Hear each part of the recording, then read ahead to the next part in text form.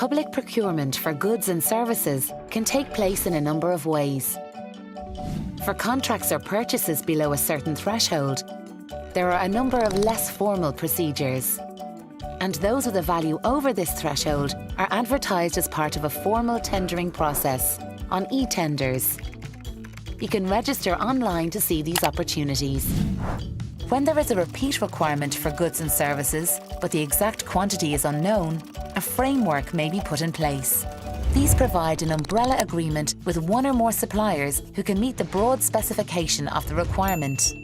A procurement process is run to establish the initial framework. Suppliers compete for a place on it, and if successful, they become framework members.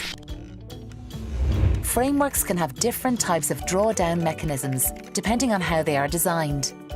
A drawdown mechanism refers to the process by which a contract is entered into for goods and services by framework clients and framework members. Some frameworks are designed with a direct drawdown facility. This generally applies to single supplier frameworks, where clients can simply set up an account with the appointed supplier and buy on an as-required basis for the duration of the contract.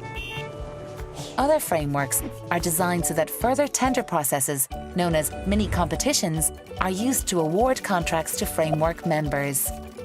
Once a framework is established, only the framework members are invited to bid for work. The tender responses are typically simpler, avoiding duplication of information, and awards are made in a shorter time frame. Procurement contracts can be subdivided into a number of separate lots, such as geography, relating to a specific region, specialism, such as legal services, or value, either high or low. The idea behind lots is to ensure that smaller businesses can compete for the work. Suppliers can also form consortia, making a joint bid for contracts.